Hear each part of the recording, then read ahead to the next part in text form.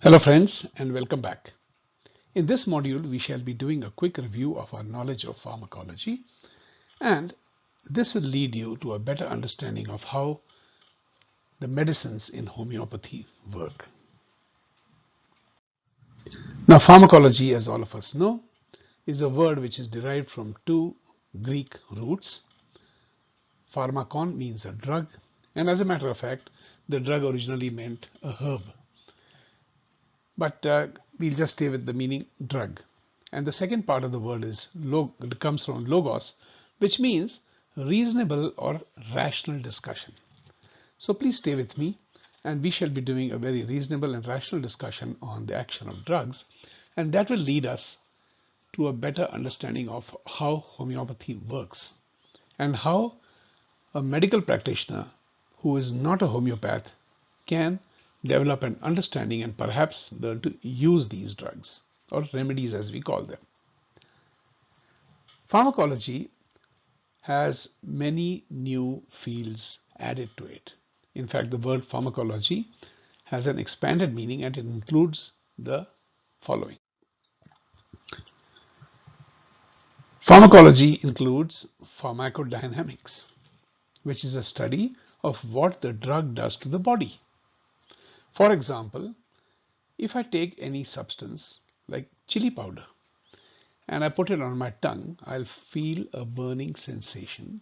It might even create heat in my ears, and tears might start flowing out of my eyes. So that is the drug action to the body. That's what the drug has done to the body. The next thing that comes as part of pharmacology is pharmacokinetics. That is, what does the body do to the drug? So the moment I eat a chili powder, the body is going to act on that through my metabolism and create changes over there. It could affect my blood pressure, it could affect my digestive system, and so many other things. Then we have the field of pharmacotherapeutics, which is on what basis are we going to select a drug or a remedy for a particular disease. Homeopathy has a very holistic approach, which includes disease, disease name, disease symptoms, peculiar symptoms of a person, and also how the person is reacting to the disease, and a lot more, which we'll see in the course of this particular program. Another interesting field is the chronopharmacology, which is the drug relationship with biorhythms. How do people react to remedies or to pathogens is also determined, and it is affected by biorhythms. Not just the menses of a woman, but also the time of the day, and so much so that even the phases of the moon affect the temperament of a person and the biorhythm of a person. And these are used to an advantage in homeopathy that you will be surprised, and you will love the efficacy of selection of remedies based on these points. Continuing further, we find that another part of pharmacology is the pharmacoepidemiology, which means how does the drug affect at population level.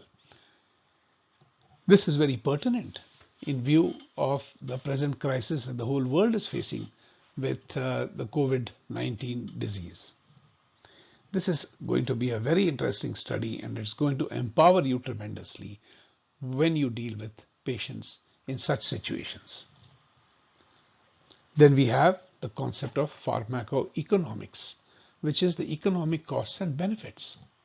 You'll be surprised that the price of homeopathic remedies is so little and the effect is so deep that it can actually make a big impact even on the economics of not just a family but a whole nation. Another interesting thing that we'll be discussing during the course is that of pharmacometrics, which are human trials, both qualitative as well as quantitative. I'll be presenting a lot of data in support of whatever I say in this particular course. And homeopathy has a very unique methodology of doing human pathological trials, or the HPTs, and you learn about that as we progress through the course. In the next few submodules, we shall be looking at the different action mechanisms of drugs. Principally, we'll be looking at palliative action of drugs, placebo effect, potentiation or synergism, which is using more than one drug at a time, idiosyncratic drug reactions, and paradoxical drug reactions, and how all these 5 points blend into understanding how you are going to use and select homeopathic remedies. Now we must understand that the mechanism or the action of any drug matters a lot. Drug development is a very risky and expensive business, and all these pharmaceutical companies invest billions of dollars behind every drug that they develop. What compounds the cost is the fact that only 8% of the drugs that enter clinical trials are eventually approved. That means just 1 out of 12 drugs which they start with will end up on your prescription list. All the other 11 are simply going to be wasted effort. One thing that you must remember, and I cannot avoid overemphasizing it, is the fact that FDA does not require any understanding of the mechanism by which a drug acts. I'll just expand this and talk a little more about it. The FDA does not require any understanding of the mechanism by which a drug acts. So all the stuff that you read in textbooks about all the molecular binding at the surfaces of the cell and whatever ionic exchange is taking place is really textbook stuff. The approving authority, the most powerful body in the world, is the American FDA. They do not require any understanding of the mechanism of the drug. Just remember this, and we'll come to it later as well. This has tremendous implications on the current medical practices with the usage of drugs approved by FDA. I shall illustrate what I'm saying with just a few examples. The first one that comes to my mind is Dimebon, which was touted as a cure for Alzheimer's disease. It was manufactured and marketed and researched by the big pharma giant Pfizer in collaboration with Medivation. And you can see the structure of this Dimebon molecule. Now, this particular drug was an over-the-counter antihistamine that was being used in Russia very frequently back in 1990s. Somebody found a relationship between Dimebon and NMDA receptors and thought that it could be used for Alzheimer's, and they did a very small study on just 14 patients. That's a very small population for a drug trial. On the basis of this, they found that the phase 2 results were significant, as they called it. And this was published in 2008 in the leading international journal of Britain, The Lancet. You can look it up. I've given the references here. But when it went to phase 3, something else happened. Meanwhile, the stock price of Medivation went up by 80%. The shareholders were happy. The dividends are great. But when the phase 3 trials concluded, the stock of Medivation again crashed. Phase 3 trials showed that it was not effective at all. In other words, a trial on 14 patients and the theory that was put up that it was based on NMDA receptor affinity all crashed. The next example that comes to my mind is Sabri.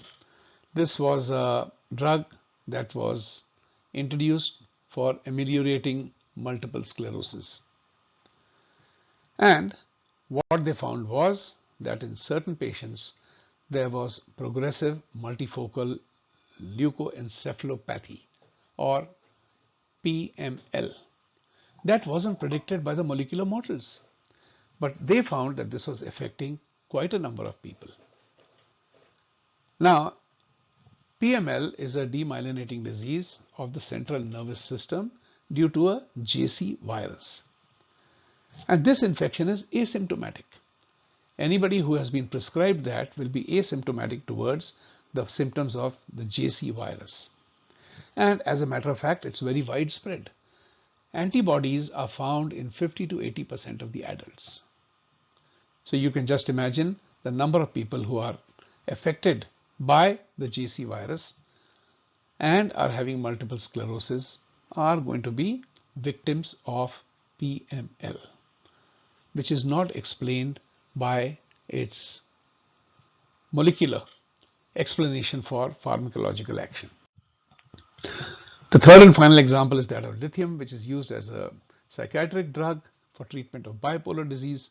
Even in this particular case, it was assumed, or it could be shown, that it modulates molecular targets inside certain target areas in brain.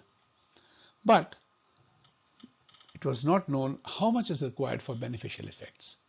And as a matter of fact, the results are uncertain.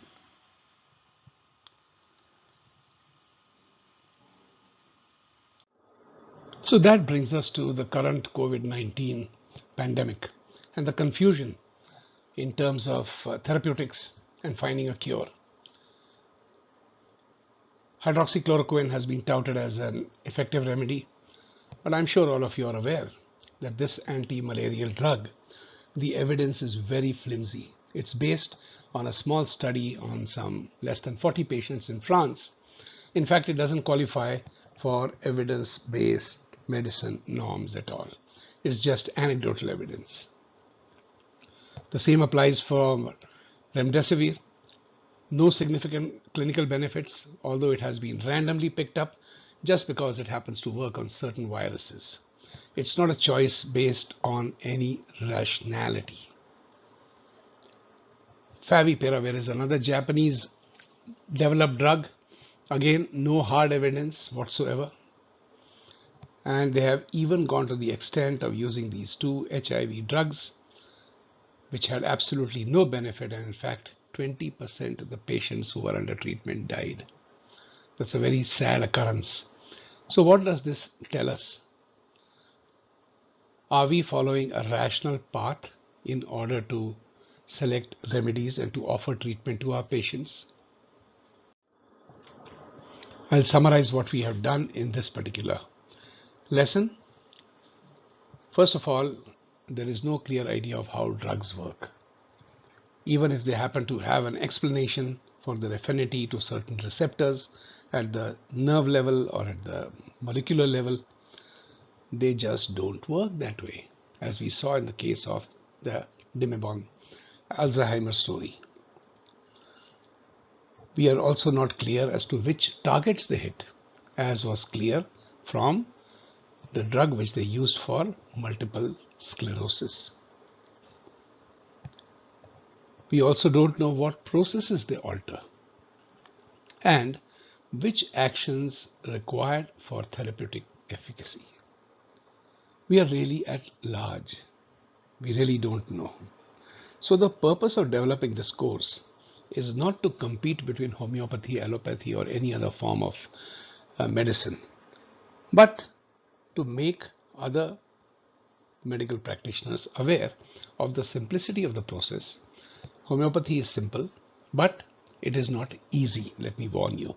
And I'll be saying this over and over again.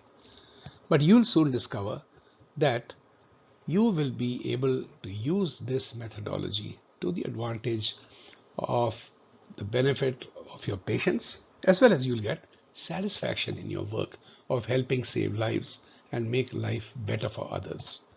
So please bear with me and follow this course. I'm sure at the end of this course, you will be tremendously benefited in your practice. Coming up next is the lesson on palliative drug action. Thank you very much for your attention and meet you in the next lesson. Bye-bye and thank you.